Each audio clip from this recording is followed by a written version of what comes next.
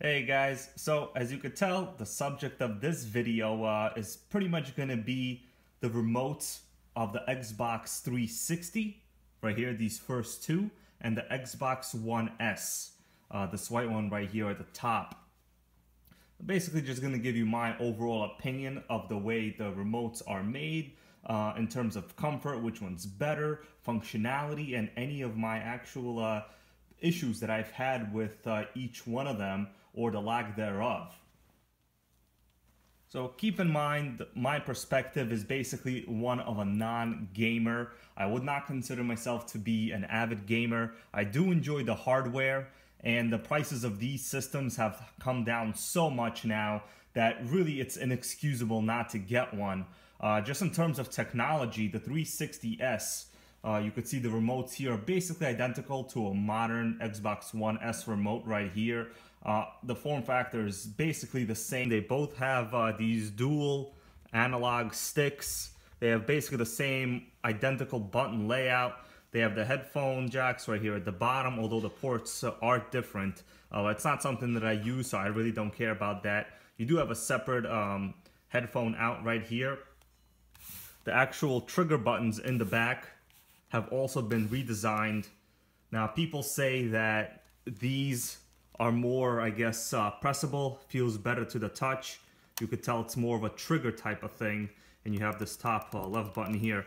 But to be honest with you, this is just as good. I don't see what the big deal is. I actually like the way that this button feels more personally.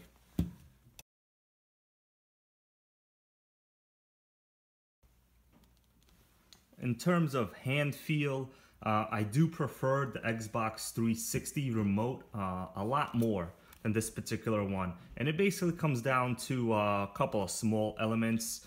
The way that the battery pack is mounted here, and in this case I do have AA's in here, but you can have rechargeable packs. This particular remote, this black one, does have the rechargeables. So you can have that, but the way it's designed when you're holding it, you could tell that when I'm holding it, my index fingers kind of are cradled right here. And when you're playing, it feels really nice in your hand.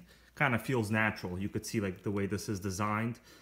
Pretty much your fingers have nowhere to go. Feels really good. Like you're really in control with the remote. But the newer version, the Xbox One S remote, it's flat at the bottom. So they redesigned the battery tray. Now, of course, it has a nicer, cleaner look. Looks more futuristic. But when I'm holding the remote, basically, there's no grips. It's not a horrible hand feel, but I really do enjoy that the way the rear was made on the older style remotes. Another cool thing I really do like about the older 360 remote, and I'm going to show it to you, is the way the top little Xbox indicator lights up when you activate it. So I'm going to press it. You can see it's flashing green. I'll press the new one here, and it's flashing white. So it's trying to link to my system right now, but it's disconnected. I unplugged both consoles, so they are not going to link. But as you can notice, this older one on the bottom right here, it's kind of separated into 4 zones. Now, if you look up close, it actually tells you a 1, 2, 3, 4. So you compare 4 remotes to the system, you'll know exactly which one will be paired and when. So if you pair, let's say this one, you're playing 1 player, only this little 25% portion right here on the left here is going to be lit up. It's pretty nice. When you're playing 2 player, you'll see 1 and 2 will be lit up. Pretty cool, actually. This particular one will just flash in basically this boring type of way here. In terms of pure technology alone, this remote came out with the original Xbox 360, I think when it debuted on the market in 2005. So in terms of development over the last decade, well, 12 years for now, basically hasn't been much difference. They kind of just redesigned the form factor, and that's basically it. So you could say that the PlayStation 4 remote, which I did own before, is more advanced than these ones. The PS4 remote does have a touchpad, it has a built-in light, it has a built-in speaker. Although, from what I remember, I did not enjoy holding the PlayStation 4 remote at all. It felt light in my hands, it felt kind of a childlike toy type design. After I picked up the 360 remote, really kind of change things here. So this is a really good remote layout. It feels really good in the hands.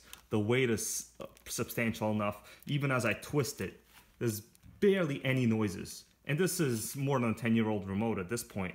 The range is very good on the system. I've never had it unpair itself.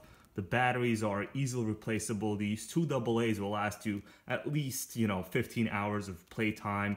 I actually have never even replaced them, only one time when I bought this new cover here. So you could tell it's a basic AA holder. I think I paid like $250 for this on eBay. This particular one is a rechargeable pack. It works just fine. But the PlayStation 4 remote, you have to use the rechargeable built-in pack. And it's kind of cumbersome. The battery life on that is not great. I remember having to recharge it maybe every 3 to 4 hours playing Uncharted 4.